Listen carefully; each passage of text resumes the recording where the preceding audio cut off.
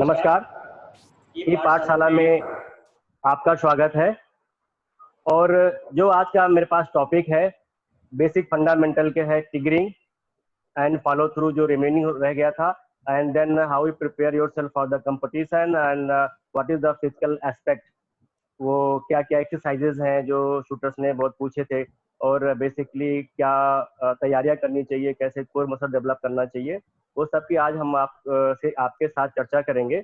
उसके पहले मैं आपसे एक ये शुरुआत करना चाहता हूँ कि कर्मण्येवाधिकारस्ते मा फलेषु कदाचन।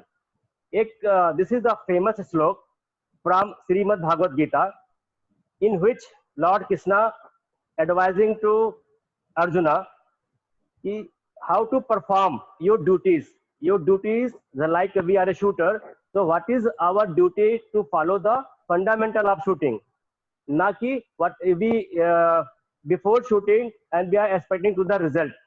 तो our job is, एक एथलीट का काम जो होता है कि पहले एक्शन करना, अपना जो बेसिक स्किल है उसको ट्रेन करना, अपने माइंड और बॉडी को ट्रेन करना।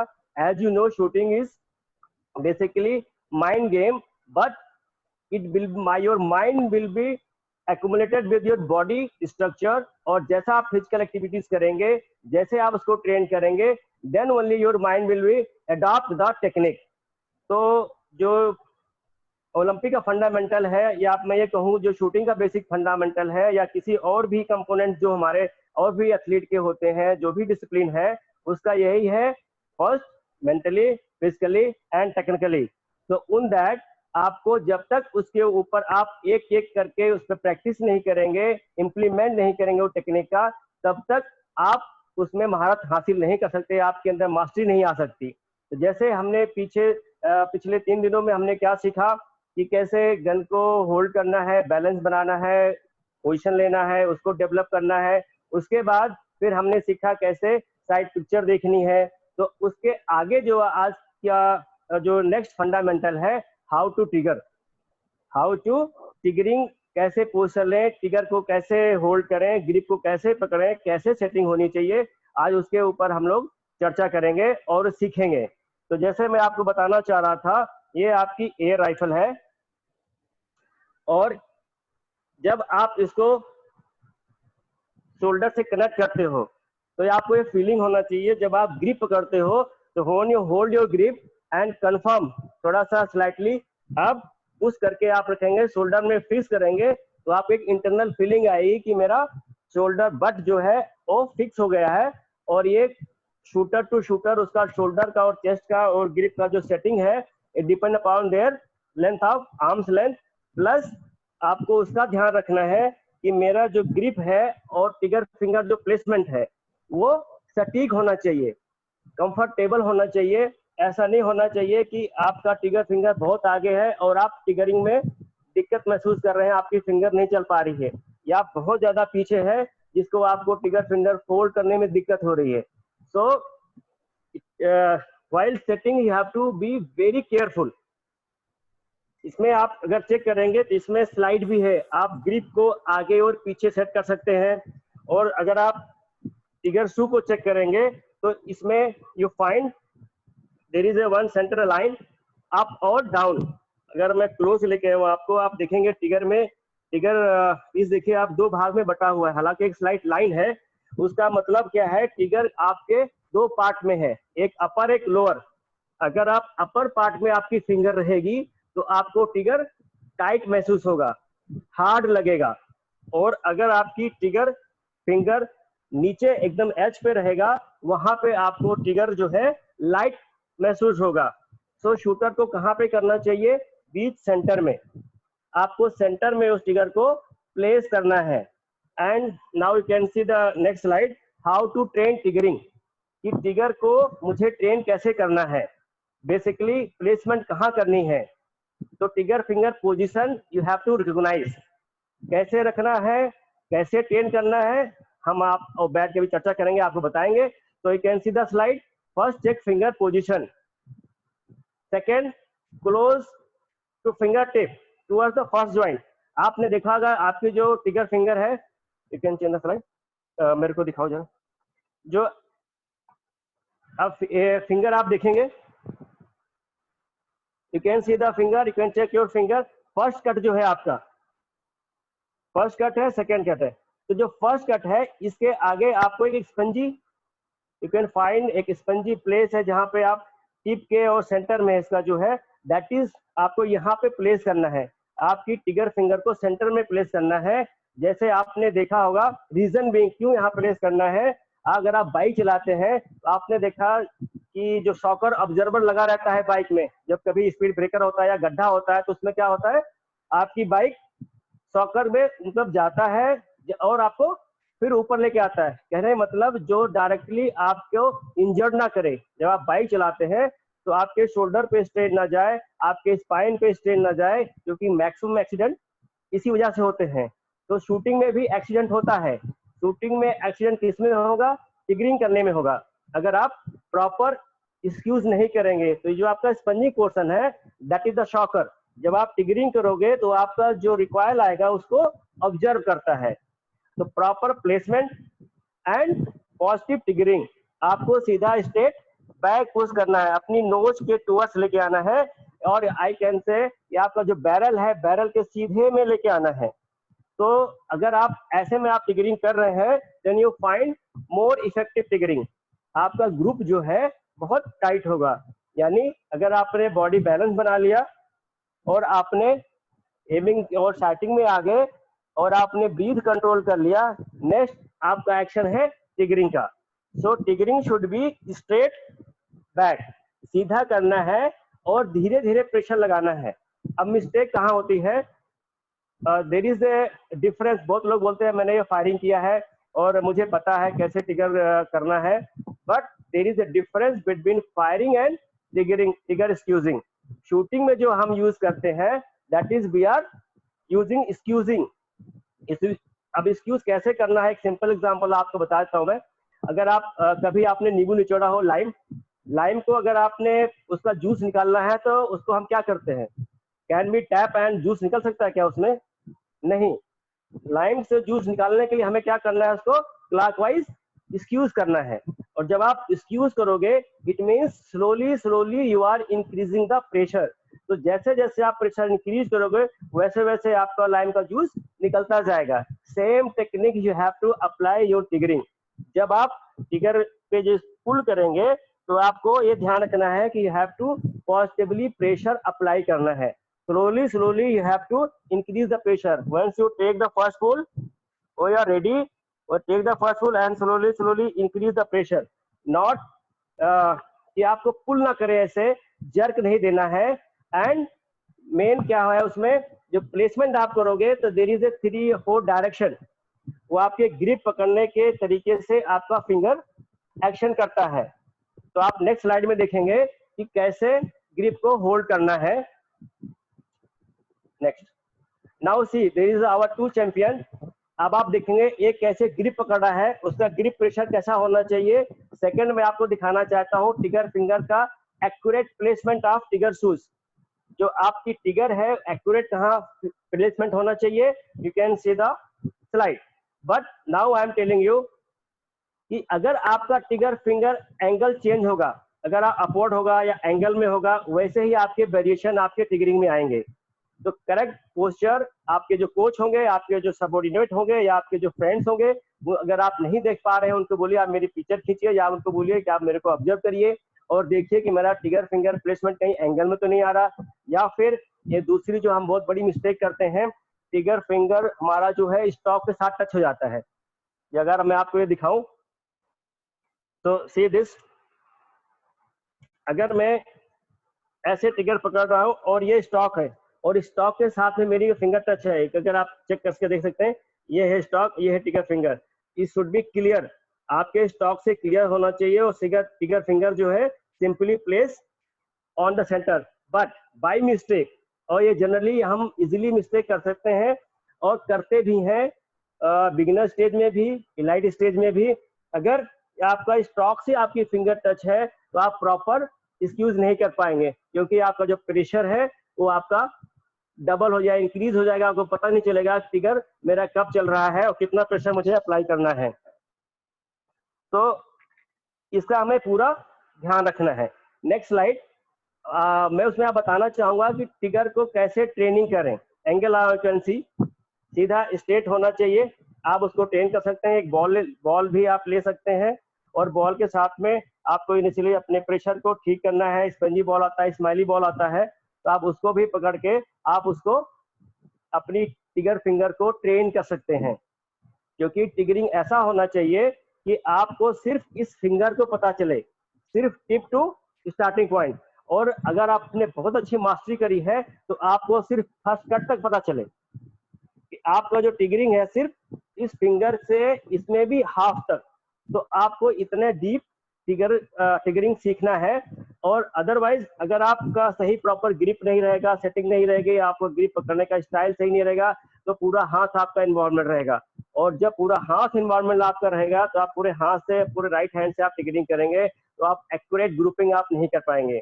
तो आप का जो शॉट लगेगा वो डिफरेंट डायरेक्शन में लगेगा और ग्रुपिंग से बहुत दूर रहेगा। तो आप फ्रस्ट्रेट भी हो सकते हैं कि मैं इतना अच्छा ट्रेनिंग कर रहा हूँ, इतना अच्छा मेहनत कर रहा हूँ, लेकिन मेरा ग्रुपिंग परफेक्ट नहीं आ रहा है।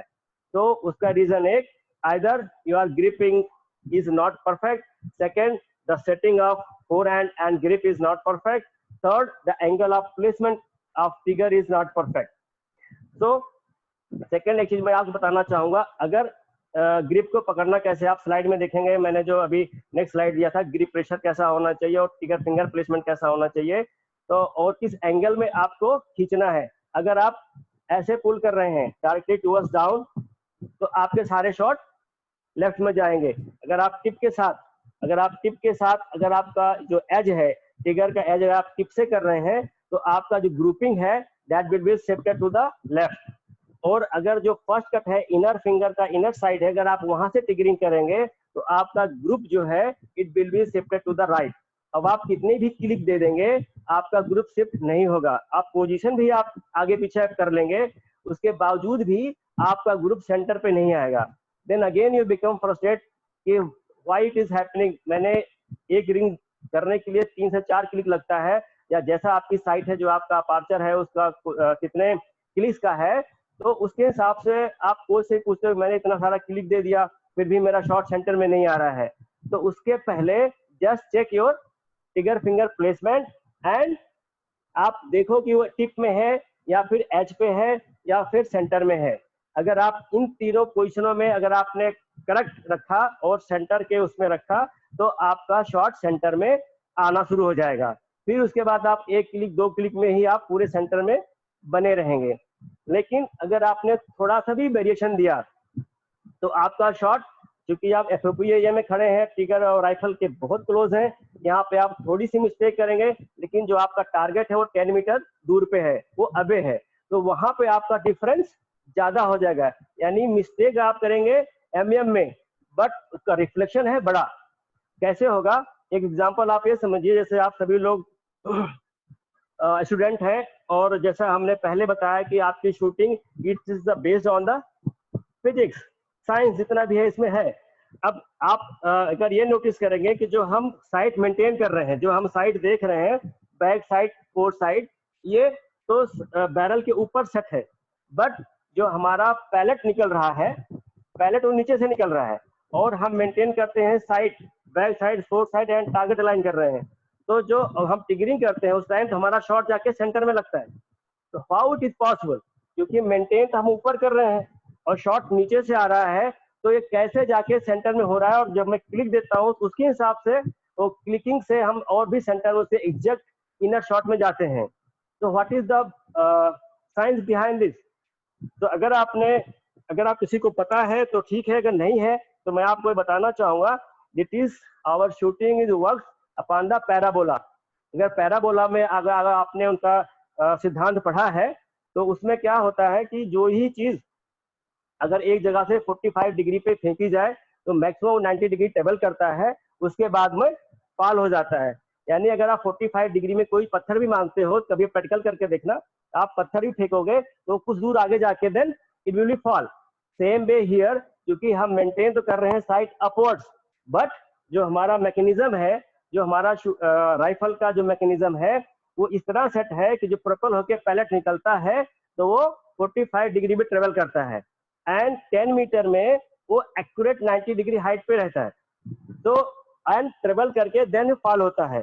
तो जो मैक्सिमम इसकी एक्यूरेसी है वो 10 मीटर में अच्छा रिजल्ट आता है, 10.9 जो सेटिंग रखा गया है वो उसमें रहता है। तो अगर आपने टिगरिंग करते समय थोड़ा सा भी वेरिएशन रखा, little variation, then it is impact is more. अगर आपने थोड़ा सा भी आपने रखा, इसलिए triggering is the more essential, और इसे needs to mastery on it, बहुत बार ट्रेनिंग करनी पड़ती है, और you have to train yourself every day, every single shot, so you have to get master on it. So not in the 1 day or 2 day class, you have to work on days and hours, and every second you have to think about my triggering should be mastery. And second, how to train your trigger, triggering को और अच्छा कैसे बनाए, क्या technique हो सकती है, क्या एक्सरसाइज में करूं। तो जैसी बेसिकली शूटिंग आप जानते हैं, इसमें कोई एज बार नहीं है, छोटे बच्चे से लेकर और ओल्ड एज तक, जब तक आपकी eye and hand and eye coordination हो रहा है आप कर सकते हो। Initially we are telling kids to do the table shooting. तो टेबल शूटिंग का जो मतलब है सिर्फ to control your trigger, if you see the side picture and take the action. तो mind and body, eye and finger coordination you have to develop, क्योंकि आपका जो माइंड है that is recollect only image, वो केवल image recollect करता है, वो और कुछ नहीं समझता। तो आपको जैसे ही साइड पिक्चर दिखेगी, automatically when you are in action, जैसे साइड पिक्चर आएगा आपका ऑटोमेटिकली आपका ट्रिगर चलना शुरू हो जाएगा। समाउ शूटर्स नो कि मेरे को पता नहीं सबकॉन्शियस माइंड से मेरे को आया और मैंने ट्रिगर रिलीज कर दिया, मेरे को शॉट मिला। अगर वो चीज आने का मतलब क्या है कि द शूटर हैज, उसका माइंड एंड आई कोऑर्डिनेशन, उसका eye and finger coordination is synchronise, वो एक पैरेलल में आ जाता है और सडनली आप उसको अचीव कर लेते हैं। तो table shooting in all age. Next slide में आप देखिए, अभी पिछले यूरोप में हम लोग थे, तो वहां पे कंपटीशन भी होता है। Now see the age, the shooters are mostly they are the 75 and 79 age and they are shooting. So when I interact themselves, then it's a great motivation for us. हमारे इंडिया में 30 या 35 shot आने के बाद 40 years होने के बाद में शूटिंग गिव अप कर देते हैं, but now see how they are energetic and they are love this sports. और वहां पे टेबल शूटिंग में बैठ के भी कंपटीशन होता है और स्टैंडिंग में भी कंपटीशन होता है, and they are the champion in their age and still they are competing. तो कहने का मतलब ये है कि हाउ स्किल, जो आपकी ट्रिगरिंग स्किल है, कैसे शार्प किया जाए। तो that is one of the best example to train your finger with your eye. जैसे आप दिखेगा वैसे आप करोगे, जब तक आप करेक्ट पिक्चर साइड पिक्चर देखेंगे नहीं तब तक आप ट्रिगर फिंगर ये चलना नहीं चाहिए। अगर इसमें गलती हो रही है, इसका मतलब मेरा जो थिंकिंग प्रोसेस है, मेरा जो एमिंग टेक्निक है, या जो मेरा प्रोसेस है, that is not synchronising, somewhere I am getting mistake, या फिर मेरी ब्रीदिंग में कहीं प्रॉब्लम हो रही है, या बॉडी बैलेंसिंग में कहीं दिक्कत आ रही है, जो मुझे मूवमेंट्स ज्यादा फील हो रहा है बॉडी का, या बॉडी स्वय हो रहा है, करेक्ट पोस्चर में मैं नहीं खड़ा हूँ, या फिर मैं टारगेट से अलाइन नहीं कर पा रहा हूँ, मेरा जो नेचुरल पॉइंट ऑफ एम है उसमें भी थोड़ी गलती है। क्योंकि एक मिस्टेक क्या होता है, शूटर खड़ा हो जाता है और जहां पे खड़ा हो गया उसने अलाइनमेंट चेक नहीं किया, या टारगेट से अप्रोच उसने करेक्ट नहीं किया। अगर मान लो खड़ा हो गया और उसने जब साइड पिक लगा के देखा तो उसका टारगेट से अगर साइड पिक्चर या राइफल उसके राइट में है तो ऐसे पुल कर लेता है लेफ्ट को, लेफ्ट में है तो राइट पुल कर लेता है। तो that is the biggest mistake. ये आपको प्रॉब्लम कब आती है, जब आप ट्रिगरिंग करते हो, क्योंकि जैसे आप पुल करोगे आप क्या पुल ऐसे राइफल पुल नहीं होगी, you have pull your muscles also. और आपको पता है मसल्स जो है इज लाइक ए स्प्रिंग, वो थोड़ी देर तक उसमें आपको साथ दे सकता है, but for life time he needs relaxation. तो अगर आप सही नहीं होगा, क्या होगा, जैसे आप ट्रिगरिंग करोगे नेचुरल पोजीशन में चला जाएगा। तो आपने बोला मैंने चलाया तो करेक्ट था, बट मेरा शॉट आउट ऑफ टारगेट चला गया, या फिर मैंने 10.9 एमिंग करी थी बट मेरा शॉट 9 में आया, 8 में आया। तो उसका मतलब यही है कि आपका जो नेचुरल पॉइंट ऑफ एम है that is not correct, you need to again check. तो आपको पूरा पोजीशन आपको चेक करना पड़ सकता है, या फिर थोड़ा करेक्शन लेना पड़ सकता है, या फिर आपके राइट टो का एंगल इनवर्ट और आउटवर्ड आप चेक कर सकते हैं। तो एवरी कंपटीशन में जब जाएंगे, ट्रेनिंग में आप जब जाएंगे, तो ये छोटी छोटी चीजों को आपको ध्यान रखना है। यही छोटी छोटी चीजें जब आप इसको रिकॉग्नाइज करना शुरू कर देंगे, इस पे काम करना शुरू कर देंगे, तब आपका परफॉर्मेंस बढ़ना शुरू हो जाएगा। Deepak sir, there are questions आए हैं, can we take some questions please on triggering के ऊपर? हाँ जी सर। हाँ, ये क्वेश्चन, मेन क्वेश्चन है, there is no first pull, there is no first pull in the trigger, is that okay? And it is okay sir. और दूसरा question है, the first pull of trigger is okay और direct triggering is okay? So it totally, so there is a two stage of trigger. First direct trigger, second first pull and second stage.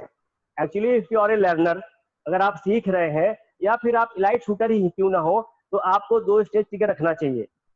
First stage जो trigger है, it is quite risky.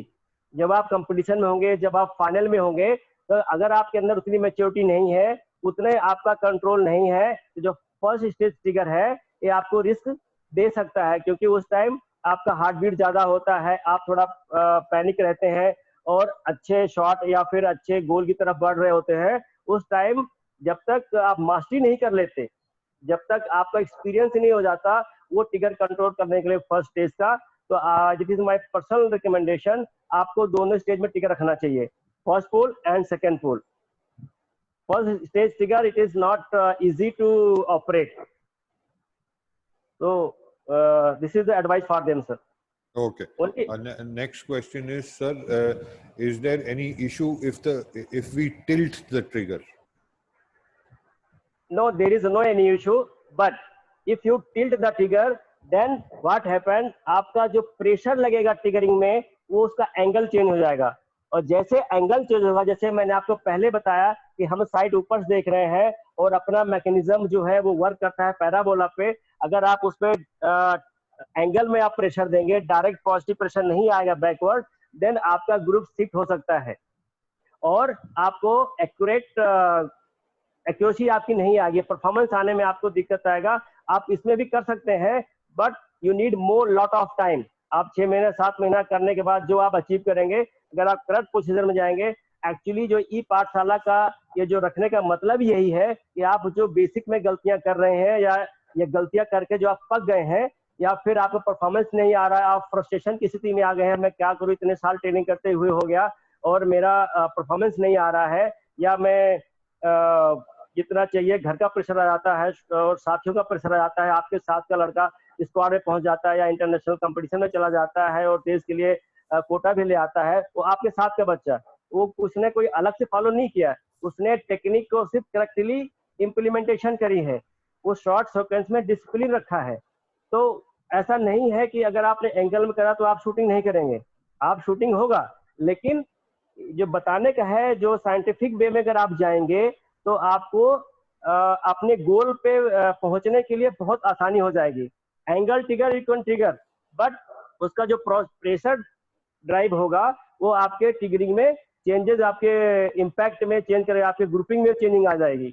तो try to, अगर आप ऐसा कर रहे हैं, angle में अगर आप ट्रिगरिंग कर रहे हैं, तो उसको आप चेंज करिए और उस पर आप प्रैक्टिस करिए, टेबल शूटिंग में करिए, आप उसको बैठ के लर्न करिए कि मैं डायरेक्टली कैसे स्टेट पुल करूं। और this is the best time, क्योंकि अभी हम किसी कंपटीशन नहीं है हमारे पास, due to this pandemic situation, कोई क्लब और कहीं हम ट्रेनिंग नहीं कर पा रहे हैं, तो आप टेबल शूटिंग पे या जब भी आप घर पे बैठे हो, आप ग्रिप पकड़िए और उस पर ट्रिगरिंग सीखिए। तो आप पहले तो अपने फिंगर को ट्रेन करिए उस मैकेनिज्म के साथ, और उसके बाद उसको ब्रीथिंग के साथ कोऑर्डिनेट करिए। तो this is the best time if you can learn. Where should we take the first pull of the trigger? Over the target, sorry. Okay. Over the target. Where should we take the first pull over the target? This is also individual to individual, but basically क्या है, जब आपने mount कर लिया, आपने rifle mount किया और आप ब्रीदिंग कर रहे हैं और आपकी राइफल स्लोली स्लोली साइटर पे आना शुरू हो जाती है, जैसे आप ब्रीथ कंट्रोल करना शुरू करते हैं, वैसे वैसे आपको ट्रिगर पे कमांड करना शुरू कर देना चाहिए। तो टेक द फर्स्ट पुल, ऐसा नहीं है कि सांस ले लिया और फर्स्ट पुल लेके आए और आप वेट कर रहे हैं, और आप जैसे आप वेट कर रहे हो उसमें क्या होता है, धीरे धीरे कंजेशन आपको आ गया, तो आपको you are hurry to shoot, आप ट्रिगरिंग करने के लिए जल्दबाजी होगी, या आपने पूरा ब्रीथ एक्सेल कर दिया, उसके बाद आप होल्ड कर रहे हैं ट्रिगर चलाने के लिए, फर्स्ट पुल लेके बैठे हुए हैं, this technique also will harms you, because you need to hunger breath. तो इन दोनों सिचुएशन में क्या होगा, आप गलती टिगरिंग कर देंगे। इसलिए first of take the full breath, relax your body, upper body, relax your mind, and then keep watching 1 or 2 or 3, जितना ब्रीथ आपको सुटेबल लगता है लीजिए। एंड जैसे you are about to reach your aiming area, जैसे आपकी rifle उस पर आना शुरू जाती है, so take the first hole and pause the breath and release the trigger. तो पॉजिटिवली प्रेशर आप डालिए और सीधा बैक को पुल कर दीजिए। तो दिस इज द कोऑर्डिनेशन आपको डेवलप करना पड़ेगा। इसके साथ में एक बार 2 बार नहीं हो पाएगा, we need to train many times and उसका इम्प्लीमेंट करके आपको अपने आप को एनालाइज करना पड़ेगा कि आज मैंने ऐसा चलाया, अभी मैंने ऐसा चलाया और मेरा ऐसे आ रहा है, यहाँ ग्रुप बन रहा है। तो you have to write down every day का जो आपका टिगरिंग साइकिल है उसको आपको लिखना है, कितने सेकंड में मैं टिगरिंग कर रहा हूँ और कैसे कर रहा हूँ, कितना प्रेशर मैं अप्लाई कर रहा हूँ, मेरी फिंगर के सेंटर से प्रेशर आ रहा है या साइड से आ रहा है या अपवर्ड से आ रहा है या नीचे से आ रहा है, प्लस मेरा टिगर शू पे मेरा फिंगर कैसे प्लेसमेंट हो रहा है, अपवर्ड है, सेंटर में है या डाउनवर्ड है। तो बहुत छोटी छोटी चीजें हैं लेकिन उनका रिजल्ट बहुत इम्पैक्ट है। तो जो आप टॉप खिलाड़ी आपको देखते हैं वो इन्हीं छोटी छोटी बारीकियों पे वो ध्यान देते हैं और जल्दी से पिकअप कर जाते हैं। How to improve body and rifle movement, sir? So that is your distribution of your Body weight and how you train। क्योंकि आपका जो बॉडी है आपको होल्ड कौन करता है, आपकी थाइस, आपके ग्लूटियस और आपके कप। Secondly how you are knocking your shoes, आपका जो लेस कैसे बांध रहे हैं, ये इंटायर प्रोसेस है। तो आपका लोअर बॉडी थोड़ा स्ट्रेस में रहेगा but upper body complete relax रहेगा। तो जैसे आप पोजीशन आपको डेवलप करेंगे कंफर्टेबल जिसमें आप हो, जिसमें आप बहुत देर तक इजीली आप खड़े हो सकें, और जितना कंफर्टेबल आप रहेंगे उतने आप इजीली टिगरिंग कर पाएंगे, उतनी जल्दी आप मूवमेंट को आप कंट्रोल कर पाएंगे। 100% मूवमेंट किसी का नहीं रुकता but you can minimize arc of movement, आप उसको मिनिमाइज कर सकते हैं। और क्योंकि आपका मूवमेंट राउंड शेप में होता है, सिलिंड्रिकल होता है, तो आप जब डिसीजन लेंगे, जब आप टिगरिंग करेंगे तो आप ये देखिए कि ऐसा नहीं है एक्यूरेट 12 o'clock आपने रोका या आप टिगरिंग करेंगे, जब आप अगर एसटी पे आप ट्रेनिंग कर रहे होंगे या फिर आप मैनुअल टारगेट पे आप ट्रेनिंग कर रहे होंगे तो आपका शॉट 10 में सेंटर में होता है क्योंकि उसका डायमीटर बहुत बड़ा है 0.5 mm। इधर भी एंगल से आएगा, इधर से भी आप अप्रोच करोगे, आप 12 o'clock अप्रोच करिए, 11 o'clock अप्रोच करिए या 1 o'clock अप्रोच करिए। उसके बाद जो दूसरा चेंजेस होता है डायरेक्शन का, ग्रिप कैसे आप पकड़ रहे हैं, 5 o'clock शॉट लग रहा है या रिकॉइल आपका 2 to 7 आ रहा है, 1 to 7 आ रहा है, it is also depend upon the your shoulder, आप कैसे उसमें इन्वॉल्व हो रहे हैं। तो किसी भी एंगल में आप अप्रोच करेंगे और टिगरिंग करेंगे वैसा ही आपको रिजल्ट आएगा। Yes sir, we can proceed forward, sir. Now the body posture movement के बारे में आ रहा है, and there is a question, sorry, trigger related question is, sir, I cannot place my finger on the trigger on the same place every time, please suggest some method to correct this. तो first of all जो अभी टिगर आए हैं बहुत सारे नया नया कंपनियों ने मॉडिफाई टिगर भी किया है, किसी में आप अगर वो नहीं खरीद सकते हैं या फिर जो भी आपके पास टिगर है तो आप उसमें एक थ्रेड बांध सकते हैं ताकि वो फील हो कि मेरा एक ही जगह पे है। या आप वायर की बहुत पतली वायर आती है उसको आप उसके अंदर लपेट सकते हैं, या पर आप वो भी नहीं करना चाहते तो हल्का सा पॉइंट हम सील भी लगा सकते हैं जहाँ पे आपको फील हो कि यार मेरा टिगर यहाँ पे, कुछ ऐसा मार्क करें आप।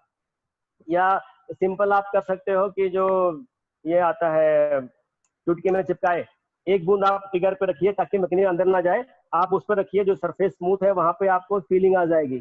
तो ऐसा अपना मार्क रखिए।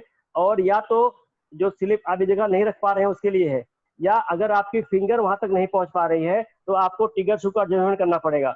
ग्रिप और टिगर शू का एडजस्टमेंट करिए, अगर वहां पे वो परफेक्ट है तो जो मैंने मेथड बताया इसके तरीके से भी आप अपने टिगर शू को या उसकी प्लेसमेंट को आप जज कर सकते हैं, एनालाइज कर सकते हैं। My request to Mr. Uday Bhan, do not repeat the questions again and again and again and again. You're typing at least 20 questions, same questions again and again. तो जिसके भी क्वेश्चन है सर उसको I will later उस पे हम discuss कर लेंगे। माय नेक्स्ट टॉपिक जो आप मैं लेने जा रहा हूँ फॉलो थ्रू का। सो फॉलो थ्रू, ये हमारा लास्ट कॉन्सेप्ट है शूटिंग का, कि जनरली क्या होता है जब हम टिगर रिलीज कर देते हैं तो जो बिगेस्ट मिस्टेक शूटिंग क्या करता है, उसका सारा जो फोकस है वो कहाँ पहुंच जाता है, मॉनिटर पे, या फिर अगर वो मैनुअल टारगेट पे कर रहा है तो उस पर चला जाता है। फॉलो थ्रू का मतलब ये है, जैसे आप स्क्रीन देख रहे हैं, स्क्रीन में क्या है, ये मैंने बास्केटबॉल का पिक्चर लिया हुआ है।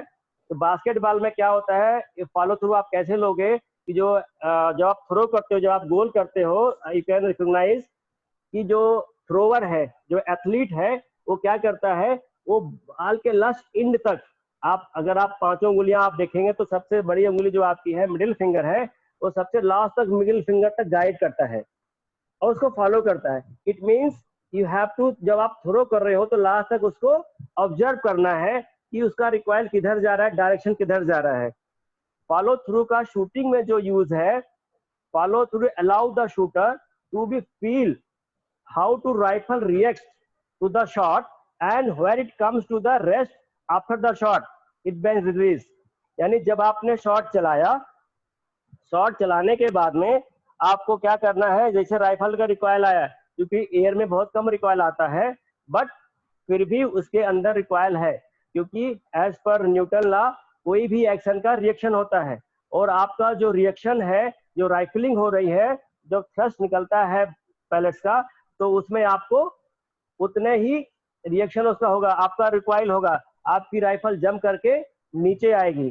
तो फॉलो थ्रू का मतलब ये है टू रिकॉग्नाइज कि मेरा शॉट किस एंगल में गया, किस डायरेक्शन में गया, और जब तक वापस आके सेटल ना हो जाए तब तक आपको चिक प्लेट से अपना चिक नहीं हटाना है, आपको ग्रिप लूज नहीं करना है, आपको आपका जो टिगरिंग है, टिगर शू से अपनी फिंगर को नहीं हटाना है, प्लस आपको अपनी आई को ब्लिंक नहीं करना है। तो अगर आप इसको फॉलो करेंगे तो इससे एक तो क्या है, आपकी ब्रीदिंग की टेक्निक इंप्रूव होगी, सेकेंड आपके अंदर कामनेस आएगा, थर्ड जो आप हरी होते हो देखने के लिए कि मेरा शॉट किधर लगा, उससे आप बच जाएंगे, क्योंकि आपका जो शूटिंग है वो इसी फंडामेंटल पे है। आपका जो मॉनिटर है, वो मॉनिटर आपको शॉट वैल्यू नहीं बढ़ाएगा कि आप मैंने मूवमेंट में चला दिया और मैं मॉनिटर देखूं तो मॉनिटर आपको 10.9 देगा या इनर शॉट देगा।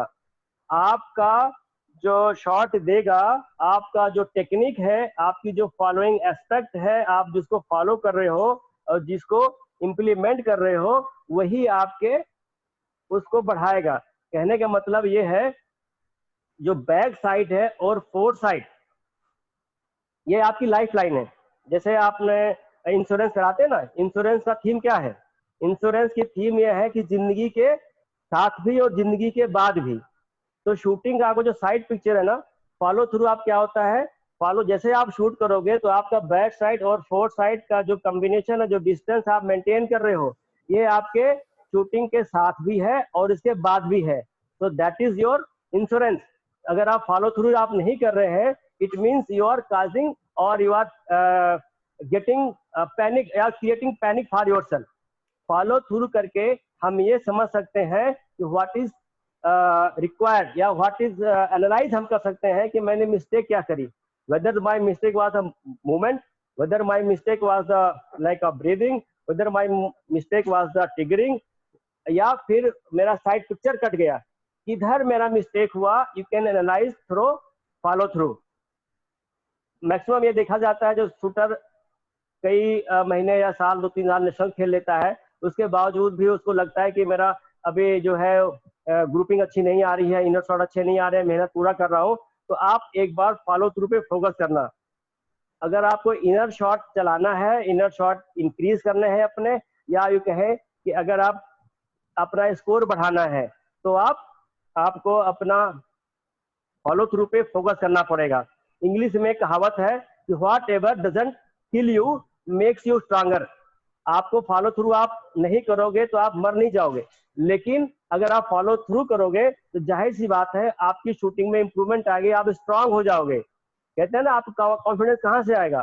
तो चूंकि ये सबसे लास्ट एस्पेक्ट है, बेसिक 5 फंडामेंटल जो है, holding, sighting, breathing, triggering, and follow through. So follow through is last, but it has complete combination. जो आपने एक्शन किया वो आपका निचोड़ है follow through.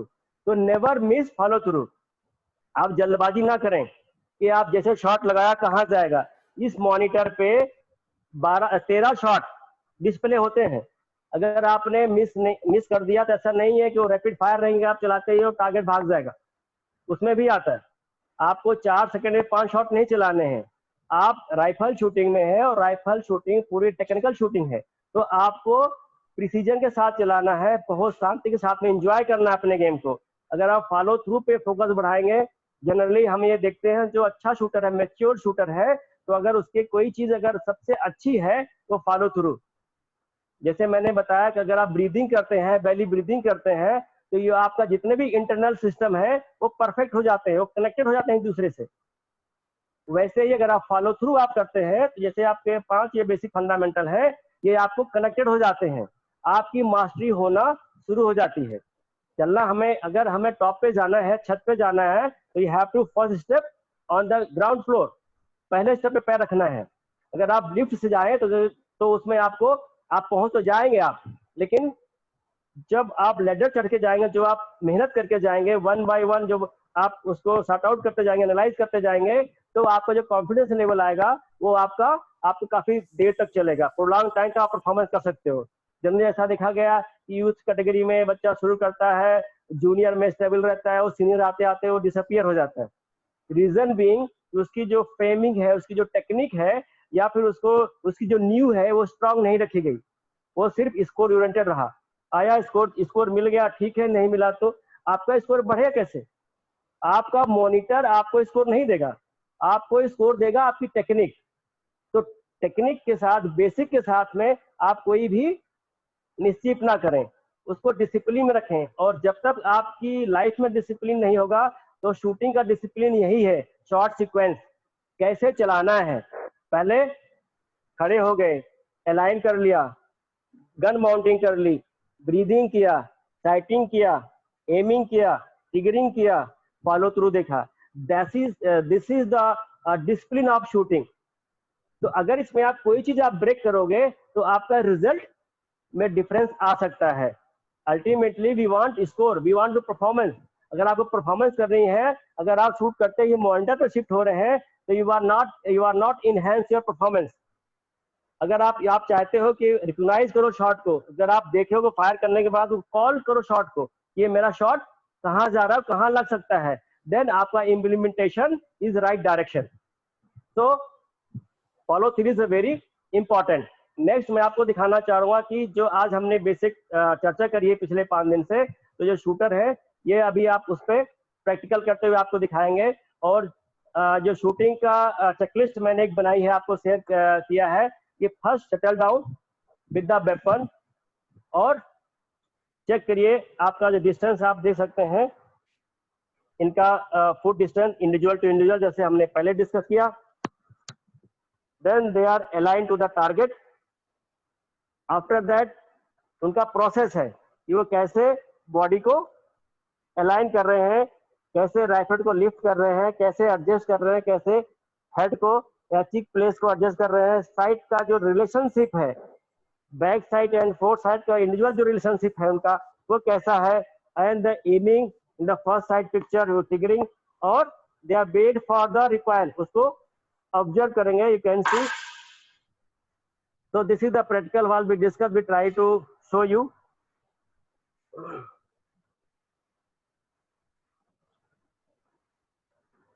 The importance of the shooting, जो आपने अभी देखा और जो टेक्निक को आप इम्प्लीमेंट किए, वो एक एक ट्रेनिंग को, एक एक टेक्निक को वो इम्प्लीमेंट करेंगे और उस पर चला रहे हैं, और वैसे वैसे उनका ग्रुपिंग जो है वो बनता है.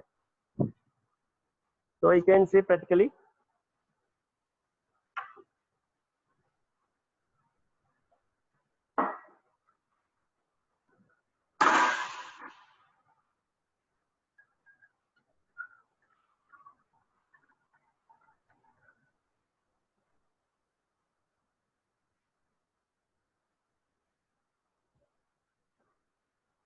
तो This is the concept of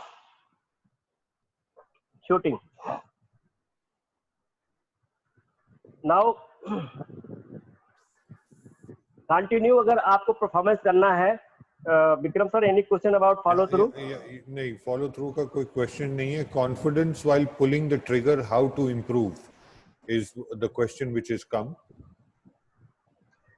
अगर आपको कॉन्फिडेंस डेवलप करना है तो first you need the training. जब तक आप प्रैक्टिस नहीं करेंगे तब तक आपको कॉन्फिडेंस नहीं आएगा. प्रैक्टिस ही आपका सबसे बड़ा हथियार है. Perfect training, not only practice. जिसे आपने कहावत सुनी है, practice makes man perfect. But मैं थोड़ा सा करेक्शन करना चाहूंगा, perfect practice makes man perfect. जब तक आप टेक्निक में परफेक्शन आप लेके नहीं आएंगे तब तक आपका परफेक्शन नहीं आएगा. और ट्रिगरिंग करने के लिए, जैसे मैंने पहले बोला, आपको एक एक चीज कनेक्टेड है. यानी आपको सबसे पहले आप ट्रिगरिंग पर ना जाएं, सबसे पहले अपना पोजीशन फिक्स करें. आपका पोजीशन फिक्स है, आपका मूवमेंट रिड्यूस है, तो आप माउंटिंग पे जाएं. फिर आप साइटिंग देखें. अगर आप साइटिंग क्लियर है तो आप ब्रीदिंग पे जाएं. ब्रीदिंग क्लियर है आपका, तब आपका ट्रिगरिंग आता है. जब ये चीज 1 बाय 1 आप क्लियर करते हैं, उसको मास्टरी करते हैं, तो आपका कॉन्फिडेंस लेवल इंक्रीज होता है, आपका ट्रिगरिंग मास्टरिंग बढ़ती है. जैसे मैंने पहले कहा, पहले आप बैठ के चलाइए. बैठने के बाद में, चूंकि आपका राइफल मूवमेंट बिल्कुल नहीं करते, आप अच्छे तरीके से साइट को रिकॉग्नाइज कर सकते हैं और वो साइट पिक्चर दिमाग में आप बैठा सकते हैं. बार बार जैसा आप सोचेंगे, माइंड आपका केवल इमेज रीड करता है. इसलिए जब आप करेक्ट साइट पिक्चर आप देखेंगे, क्योंकि जब मूवमेंट नहीं होता है, चाहे आप बैठ के टेबल शूटिंग करें या स्टैंड पर रख के आप करें, तो ऐसे पहले तो आपको उस साइट पिक्चर को रिकॉग्नाइज करना पड़ेगा. बार बार माइंड को उसको दिखाना है और उसके साथ में आपको ट्रिगर एक्शन करना है. और जब आप इसके साथ कनेक्शन आपकी बन जाएगी, कनेक्टिविटी आपकी बन जाएगी, तो आपका कॉन्फिडेंस लेवल बढ़ना शुरू हो जाएगा. जनरली ये देखा जाता है, अगर शूटर का शॉट 10.9 आया तो वो घबरा जाता है. वो क्या करता है, ये नहीं सोचता कि उसने मैंने ही मारा है. आप जो टेक्निक आपको बताई गई है, अगर आप इसको आप प्रैक्टिकल आप जैसे लोग चला रहे हैं, तो आप उस प्रैक्टिकल में आप 10.9 ही फॉलो कर रहे हैं. अगर उसमें आपका मैक्सिमम इनर शॉट आ रहा है, व्हाई यू आर पैनिक? हम उसी को पाने के लिए तो चल रहे हैं. तो क्या करेंगे, इधर उधर देखेंगे, या फिर जब हमसे बात करोगे, जो 10 पॉइंट लगा था आपने क्या फॉलो किया, that there is no any answer. या फिर कोई गलत शॉट चला गया, तब क्या होगा, वो दूसरे पीछे मुड़ के देखेंगे. तो जब आपने इनर शॉट चलाया तो भी आपने चलाया, और जब आपने कोई बैड शॉट चलाया वो भी आपने चलाया. First of all you have to face. पीछे से आप देखोगे तो आप कैसे खुद को एनालाइज करोगे कि मेरे से क्या मिस्टेक हुई है. या looking backward, it means you are missing the follow through. आप रिकॉग्नाइज नहीं कर पाएंगे कि मेरे से क्या मिस्टेक हुई है, जिसको मुझे सुधारना है, एनालाइज करना है, उसको इम्प्लीमेंट करना है. नेक्स्ट शॉट में, नेक्स्ट ट्रेनिंग सेशन में मुझे उस पर वर्क करना है. तो शॉट बाय शॉट जब आप खुद को ट्रेन करेंगे, देन आपका confidence level will be increase. Yes sir. Next question इनका है, can you please what is the duration of follow through? कि after the shot is fired, follow through कितनी देर तक करना है उन्हें, time duration? Yes sir, generally जब आप ट्रेनिंग कर रहे हो, खुद को ट्रेन कर रहे हो, तो my recommendation is go up to the 5 second. Fire होने के बाद में अगर आप 5 सेकंड तक गन को होल्ड कर सकते हो उसी पोजीशन में, तो it is quite difficult. But अगर आप 5 सेकंड तक की आप ट्रेनिंग करते हैं फॉलो थ्रू की, तो आप मैच में 2 या 2.5 या मैक्सिमम 3 सेकंड जा सकते हैं. जनरली लोग क्या है, 1 सेकंड भी नहीं करते हैं. तो अगर आप पहले इनिशियल स्टार्ट करते हैं आप, तो आप गो फॉर द 5 सेकंड. तब भी आप मैच को जब आप जाएंगे, स्पेशली फाइनल में आप जब जाएंगे, तो ड्यूरेशन बहुत कम हो जाता है. तो initially you train 5 second is my personal experience during training. और सबसे बेस्ट मौका अभी है आपके पास, जैसे कोई कंपटीशन नहीं हो रहा है, आप या वॉल होल्डिंग ही कर रहे हैं, घर पे ही आप ट्रेन कर रहे हैं. अगर किसी के पास लेन की व्यवस्था है या उसके पास टारगेट अवेलेबल है, तो आज से आप फॉलो थ्रू पे वर्क करेंगे, तो आपकी जितनी भी टेक्निक है स्टेप बाय स्टेप वो सारी इंप्रूव हो जाएगी. आपका बैलेंसिंग इंप्रूव हो जाएगा, आपकी ब्रीदिंग इंप्रूव हो जाएगी, आपका ट्रिगरिंग इंप्रूव हो जाएगा, और स्लोली आपका फॉलो थ्रू भी इंप्रूव हो जाएगा. तो मैच में अगर आप 2 या 2.5 या 3 सेकंड कर पाते हैं, it is the best for you. But train yourself up to the 5 second. Yes sir. So now, yes sir. Please carry on, sir. So now my next topic is physical aspect. कैसे अपने आप को prepare करें कि मैं खुद को fit रखूं। और जैसे see this slide first, because बहुत सारे शूटर है हमारे पास जो बहुत सारी गलतियां करते हैं।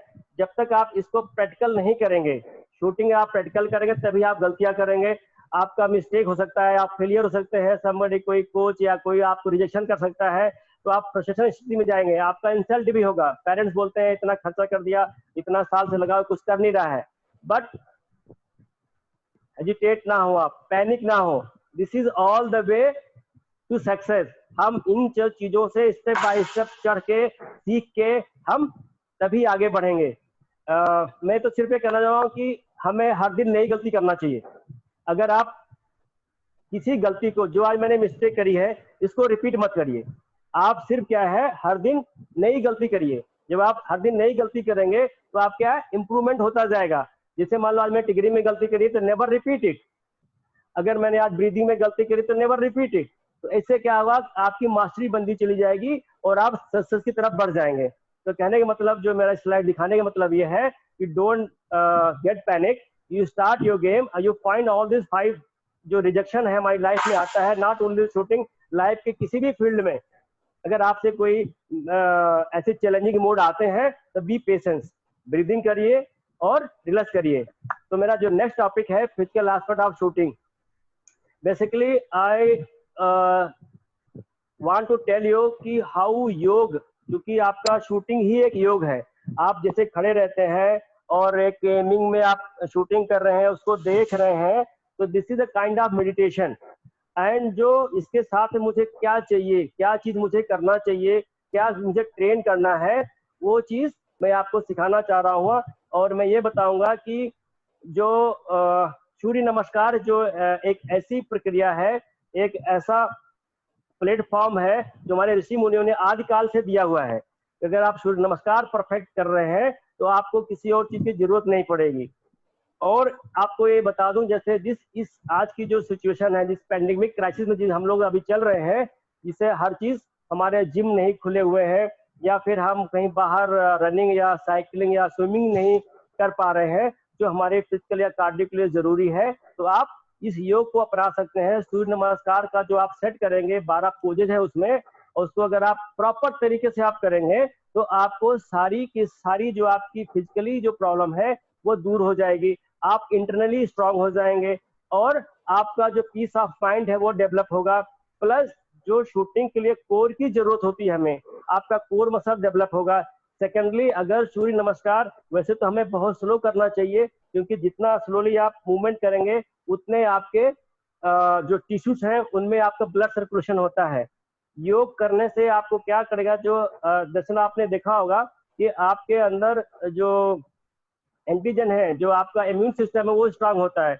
आज की डेट में इस कंडीशन में आपको सबसे ज्यादा क्या है, आपका इम्यून सिस्टम स्ट्रांग होना चाहिए। तो अगर आप सूर्य नमस्कार करेंगे, उसमें ऐसी ऐसी पोजिशनें हैं जिससे आपका चेस्ट एक्सपेंशन होता है, आपकी ब्रीथ कंट्रोल होती है, आपके लिम्फ नोड जो है वो डेवलप होते हैं। जब आप चेस्ट एक्सटेंड करेंगे तो क्या होता है, उसमें थाइमस ग्लैंड होती है। That thymus gland produce RBC and WBC, जो आपके इनर सिस्टम को स्ट्रांग करते हैं। कोई भी डिजीज आता है उसको, उसके लिए आपको एंटीबॉडी प्रोड्यूस करते हैं और आपको बीमार होने से बचाते हैं। वैसे जब आप स्ट्रेचिंग करते हैं तो आपके लिम्फ नोड डेवलप होते हैं। लिम्फ नोड आपके क्या करेंगे, क्योंकि आपका ब्लड जो है, आपका हार्ट केवल ब्लड सप्लाई करता है, वो सारे वेन्स में आपकी पूरी बॉडी में केवल ब्लड सप्लाई काम हार्ट का है, बट टिश्यूज में जो सप्लाई होता है ब्लड का, वो लिम्फ नोड करते हैं। तो लिम्फ नोड कैसे हम डेवलप करेंगे, so that is the best scientific exercise is सूर्य नमस्कार। तो I recommend all the shooters और एनीबडी, अगर आपकी जीवन में सूर्य नमस्कार है, इट मीन्स जो 12 पोजेस अगर आप डेली कर रहे हैं, तो आप एक तो स्वस्थ और निरोगी रहेंगे, प्लस प्रसन्नचित रहेंगे और अच्छा अपना स्पोर्ट्स कर सकते हैं। तो कैसे सूर्य नमस्कार करना है, एक वीडियो के माध्यम से आपको दिखा रहा हूँ कि करेक्ट पोजीशन क्या होना चाहिए। कुछ एक दो एक्सरसाइज उसमें और भी हैं, तो आप इस वीडियो को देखिए और इसको इम्प्लीमेंट करिए अपनी लाइफ में। अगर आप योग नहीं कर रहे हैं, जैसे आज पिछले 21 तारीख को हमने योग दिवस मनाया, इंटरनेशनल योग दिवस हमने मनाया, और उसका सिर्फ तात्पर्य यही है कि आज पूरा विश्व जो है स्वास्थ्य के प्रति सचेत हो गया है।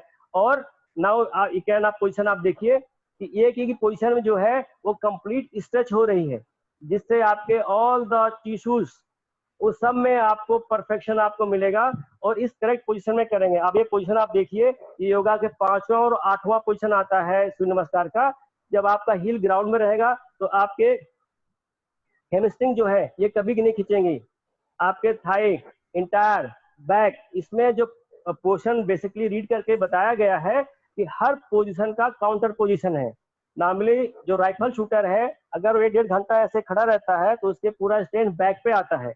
तो you have to before your training start या match start you have to warming up, और उसके बाद कूलिंग डाउन करना बहुत जरूरी है। और this is the correct way. अगर आप रेंज में भी कर सकते हैं, अपने प्रिपरेशन एरिया में भी कर सकते हैं।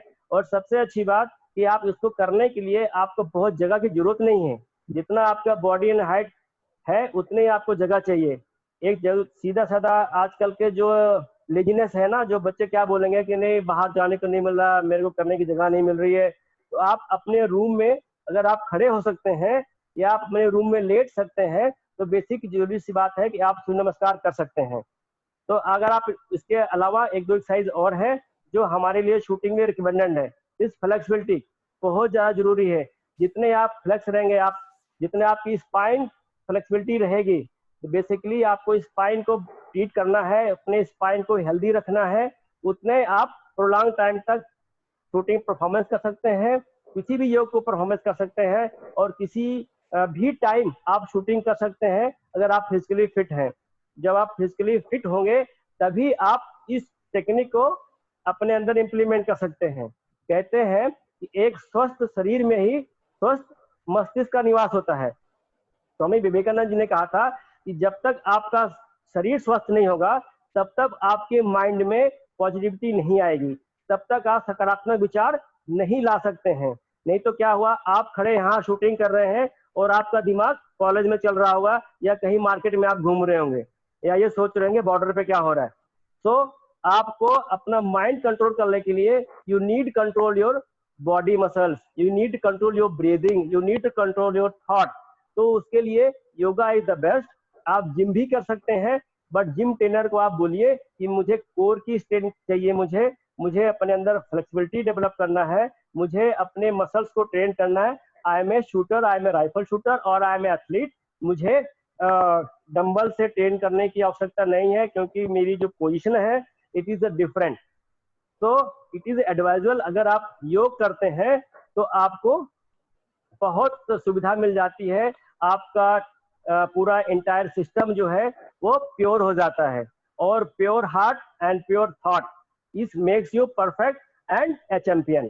तो you can see this is the best posture to meditation. आपको मेडिटेट करना है तो आप जब इस पोजीशन पे आप बैठेंगे, वज्रासन बोलते हैं, वज्रासन में आप बैठेंगे तो इंटायर आपका 3P वाले जो करने उसके लिए शूटिंग में भी एग्जैक्ट फायदा होता है। This is shavasana, you take rest also, आप कंप्लीट कर सकते हैं। This is the setubandha asana. इस आसन में आपने देखा कि मैक्सिमम चेस्ट एक्सपेंड हो रहा है, आप ब्रीदिंग करेंगे।